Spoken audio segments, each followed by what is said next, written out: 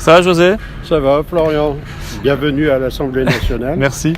Alors, vous allez, comme député, bientôt débattre de la loi Pacte. Ça a peut-être même déjà commencé. C'est déjà en route. C'est déjà en route. Et moi, ce qui me frappe et ce qui interpelle fortement les patriotes dans cette affaire, ce sont les privatisations qui sont prévues. On va rappeler, pour ceux qui nous regardent, il y a 3 privatisations stratégiques qui sont prévues. Celle de Aéroport de Paris, c'est-à-dire en France, Roissy, Orly et Le Bourget, mais aussi 22 aéroports dans le monde. C'est la Française des Jeux, que tout le monde connaît, les jeux à gratter, le loto, etc. Et puis c'est ce qui reste de l'État dans Engie, c'est-à-dire l'ex-Gaz de France, GDF, c'est-à-dire il y a 33% des droits de vote, 24% du capital, c'est-à-dire un actif ultra stratégique.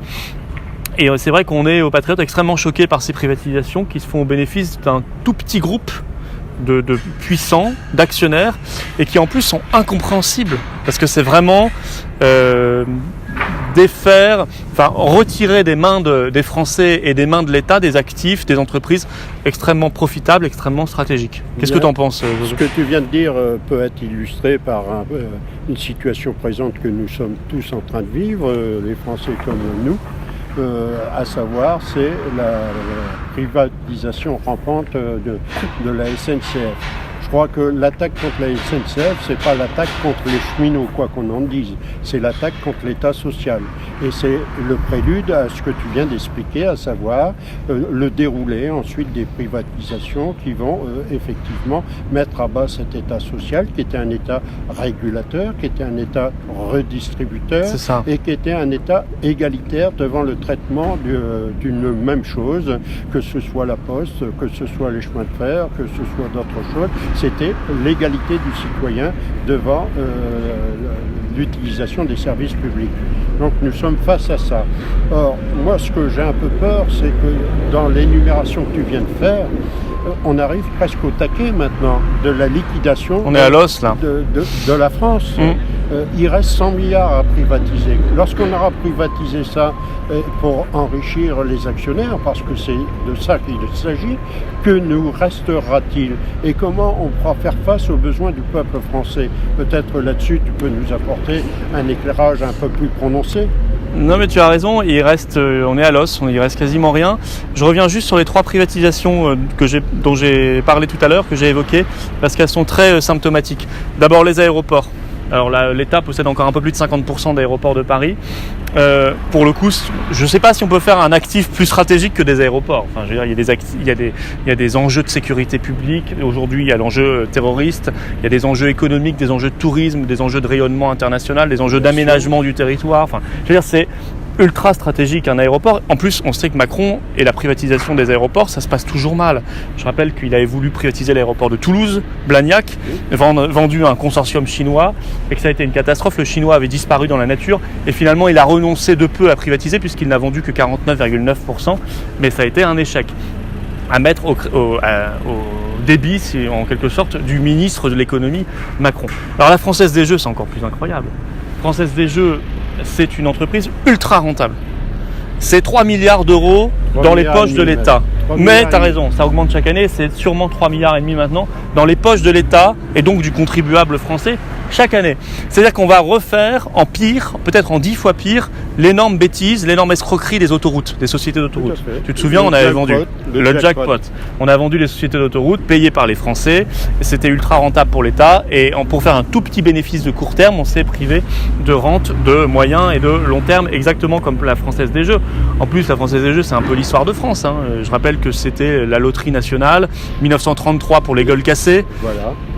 On avait fait une loterie pour dédommager un peu les soldats qui avaient les gueules cassées, comme on disait, qui avaient été blessés, mutilés pendant pendant la Première Guerre mondiale, et c'est même le lointain héritier de la loterie royale. Donc on voit que ça puise dans l'histoire de France. Là, c'est vraiment une rupture fondamentale au bénéfice de quelques-uns, de quelques copains de Macron, quoi.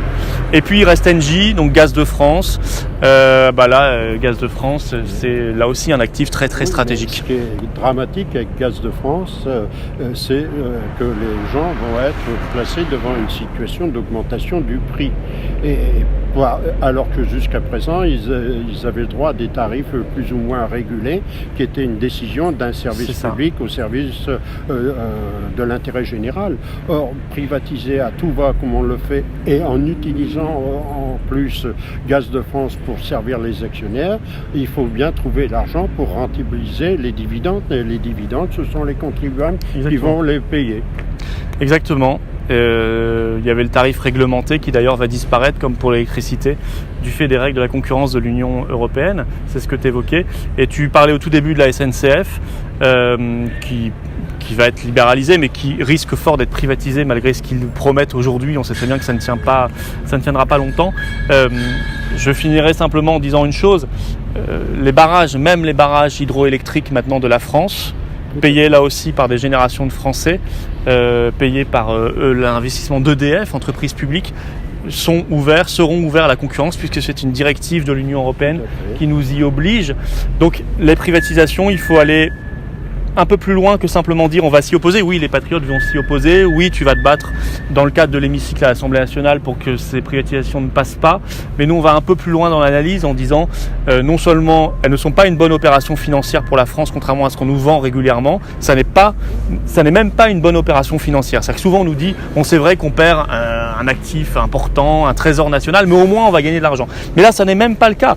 On va vendre des entreprises, par exemple Engie, c'était 1,4 milliard d'euros de bénéfices l'an dernier. Donc on va vendre des entreprises qui rapportent de l'argent à la nation, donc c'est tout à fait criminel, mais on va encore plus loin en disant qu'il y a derrière cela aussi une politique européenne.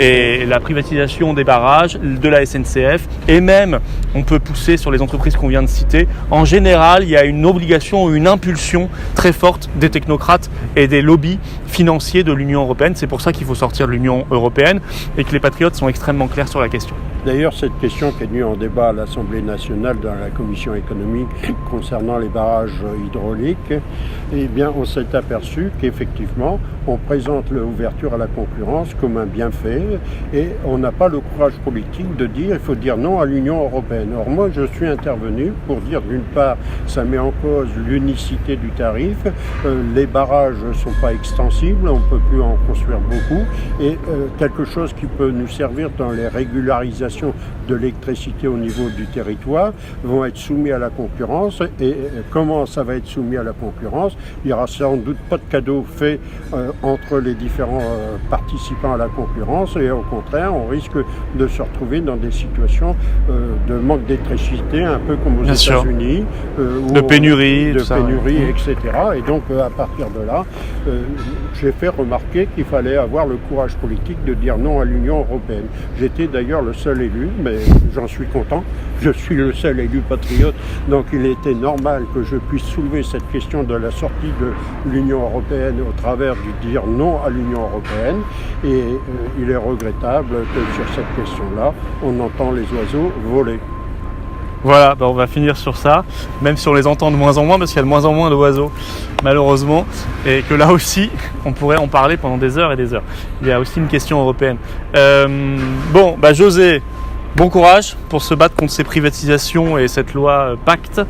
Nous faisons le même boulot, mais au Parlement européen. Voilà, on essaie nos efforts. Exactement. Et puis nos amis dans les conseils départementaux, les conseils municipaux et les conseils régionaux sont également très actifs pour défendre les intérêts de la France et les intérêts des Français et l'indépendance de notre pays. On aura du pain sur la planche et on va faire la différence là-dessus parce que nous sommes les seuls défenseurs de l'intérêt général des Français. Voilà, donc rejoignez les Patriotes, n'hésitez pas à adhérer. Et tous ceux qui sont dans le Nord, événement important, José sera là et d'autres personnalités du mouvement le 24 juin à Villeneuve-d'Ascq. Ce sera une journée très sympathique, très sérieuse, on va travailler, mais en même temps très conviviale, très fraternelle. C'est à l'image du Nord qui accueille et qui s'est rassemblé. Exactement. Voilà, allez, à bientôt les amis.